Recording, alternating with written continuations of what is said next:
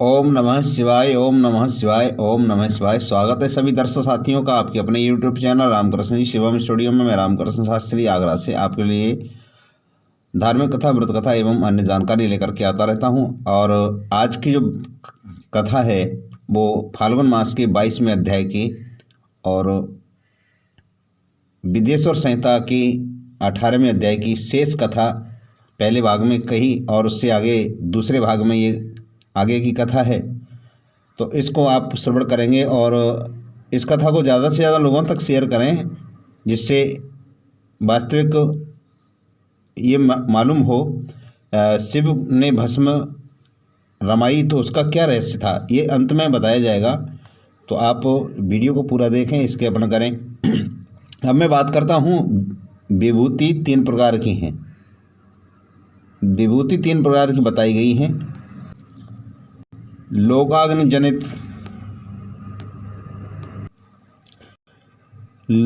जनित और वेदाग्नि जनित और शिवाग्नि जनित।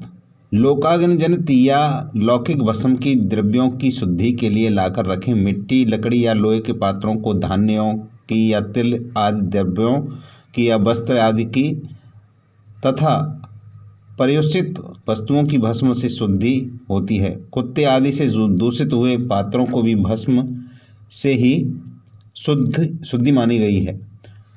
वस्तु विशेष की शुद्धि के लिए यथा योग्य सजल और निर्जल भस्म का उपयोग करना चाहिए। मंत्र और क्रिया से जनित जो होम कर्म है वह अग्नि में भस्म का रूप धारण करता है और उस भस्म को धारण करने से वह कर्म आत्मा में आरोपित हो जाता है। अघोर मूर्तिधारी शिव का जो अपना मंत्र है उसे पढ़कर बेल की लकड़ी को जलाएं। उस मंत्र से अभिमंत्रित अग्नि को शिवाग्नि कहा जा गया है।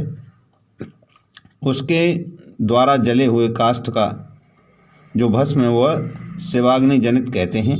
और कपिला गाय के गोबर अथवा गाय मात्र के गोबर को तथा समी, पीपल, पलाश, बड़ और अमलतास और बेर इनकी लकड़ियों की शिवाग्नि से जलाए वह शुद्ध भस्म शिवाग्नि जनित माना गया है। अथवा कुश की अग्नि से शिव मंत्र से उच्चारण पूर्वक काष्ठ को जलाए उस भस्म को कपड़े से अच्छी तरह छानकर नए घड़े में भरकर रख दें। उसे समय समय पर अपनी कांति या शोभा की वृद्धि के लिए धारण करें। ऐसा करने वाला पुरुष सम्मानित एवं पूजित होता है। पूर्व काल में भगवान शिव ने भस्म शब्द का ऐसा ही अर्थ प्रकट किया था जैसे कि राजा अपने राज्य में सारभूत कर को ग्रहण करता है और जैसे मनुष्य सत्य आदि को जलाकर रांध कर उसका सार ग्रहण करते हैं, तथा जैसे जठराग्नि नाना प्रकार के भक्ष्य भोजन आदि पदार्थों को भारी मात्रा में ग्रहण करके जलाता है, जलाकर के सारतर वस्तु ग्रहण करता है और उस सारतर वस्तु से स्वदेह का पोषण करता है। उसी प्रकार प्रपंचकर्ता परमेश्वर शिव ने भी अपने में आधे रूप से विद्यमान प्रपंच को जलाकर भस्म रूप से उसके सार तत्व को ग्रहण किया है। प्रपंच को दग्ध करके शिव ने उसके शरीर को अपने शरीर में लगाया है। राख बभूत पोतने के बहाने जगत के सार को ही ग्रहण किया है। अपने शरीर में अपने लिए रत्न स्वरूप भस्म को इस प्रकार स्थापित किया है। आकाश के सार तत्व से केश, वायु के सार तत्व से कटिभाग और पृथ्वी के सार तत्व से घुटने को धारण किया है। इसी तरह उसके सारे अंग विभिन्न वस्तुओं से सार रूप हैं। महेश्वर ने अपने ललाट में तिलक रूप से जो त्रिपुंड धारण किया है वह ब्रह्मा, विष्णु और रुद्र का सार तत्व है। वे इन सब वस्तुओं को जगत के अव्यक्त को हेतु माने गए हैं और इन भगवान शिव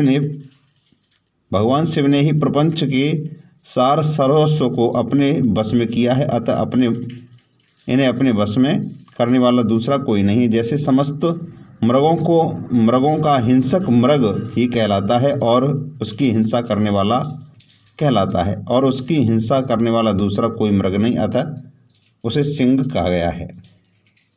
सकार का अर्थ है नित्य सुख और आनंद। इकार का अर्थ है पुरुष और बकार का अर्थ है अमृत स्वरूपा शक्ति। इन सब का सम्मिलित रूप ही शिव कहलाता है। अतः इस रूप में भगवान शिव को अपना आत्मा मानकर उनकी पूजा करनी चाहिए। अतः पहले अपने अंगों में भस्म मलें, फिर ललाट में उत्तम त्रिपुंड धारण करें। पूजा काल में सजल भस्म का उपयोग होता है और द्रव्य शुद्धि के लिए निर्जल भस्म का। गुणातीत परम शिव राजस आदि स्वीकार गुणों का अवरोध करते हैं, दूर हटाते हैं। इसलिए वे अपने गुरु रूप का आश्रय लेकर स्थित गुरव्यापी शिष्यों के तीनों गुणों को पहले दूर करके फिर उन्हें शिव तत्व का बोध कराते हैं, इसलिए गुरु कहलाते हैं। गुरु की पूजा परमात्मा शिव की ही पूजा है। गुरु के उपयोग से बचा हुआ पदार्थ आत्मशुद्धि करने वाला होता है। गुरु की आज्ञा के बिना उपयोग में लाया हुआ सब कुछ वैसा ही है जैसे चोर चोरी करके लाई हुई वस्तु का उपयोग करता है। गुरु से भी विशेष ज्ञानवान पुरुष मिल जाए तो उसे भी यत्न पूर्वक गुरु बना लेना चाहिए। अज्ञान रूपी बंधन से छूटना ही जीवन मात्र के लिए साध्य पुरुषार्थ है। अतः जो विशेष ज्ञानवान है वही जीव को उस बंधन से छुड़ा सकता है। जन्म और मरण रूप द्वंद्व को भगवान शिव की माया ने ही अर्पित किया है। जो इन दोनों को शिव की माया को ही अर्पित कर देता है वह फिर शरीर के बंधन से नहीं पड़ता। जब तक शरीर रहता है तब तक जो क्रिया के ही अधीन है वह जीव बद्ध कहलाता है। और सूक्ष्म, स्थूल और कारण ये तीनों शरीरों को बस में कर लेने पर जीव का मोक्ष हो जाता है, ऐसा ज्ञानी पुरुषों लोगों का कथन है। माया चक्र के निर्माता भगवान शिव ही परम कारण हैं। वे अपनी माया के लिए किए हुए द्वंद्व एवं स्वयं ही परिमार्जन करते हैं। अतः शिव के द्वारा कल्पित हुआ द्वंद्व उन्हीं को समर्पित कर देना चाहिए। जो शिव की पूजा से तत्पर हो वह मौन रहे, सत्य आदि गुणों से संयुक्त हो तथा क्रिया जप तप ज्ञान और ध्यान में से एक एक का अनुष्ठान करता रहे और ऐश्वर्य दिव्य शरीर की प्राप्ति, ज्ञान का उदय, अज्ञान का निवारण और भगवान शिव के सामीप्य का लाभ ये क्रमशः क्रिया आदि के फल हैं। निष्काम कर्म करने से अज्ञान का निवारण हो जाने के कारण शिव भक्त पुरुष उसके यथोक्त फल को पाता है। शिव भक्त पुरुष देश काल शरीर और धन के अनुसार यथा योग्य क्रिया आदि का अनुष्ठान करे। न्यायोपार्जित उत्तम धन से निर्वाह करते हुए विद्वान पुरुष शिव के स्थान में निवास करे। जीव हिंसा आदि से रहित और अत्यंत क्लेश शून्य जीवन बिताते हुए पंचाक्षर मंत्र के जप से अभिमंत्रित अन्न और जल को सुखपूर्वक माना गया है। अथवा कहते हैं कि दरिद्री पुरुष के लिए भिक्षा से प्राप्त हुआ अन्न ज्ञान देने वाला होता है और शिव भक्त को भिक्षान्न प्राप्त हो तो उस शिव भक्ति को बढ़ाता है। शिव योगी पुरुष भिक्षान्न को शंभु सत्र कहते हैं। जिस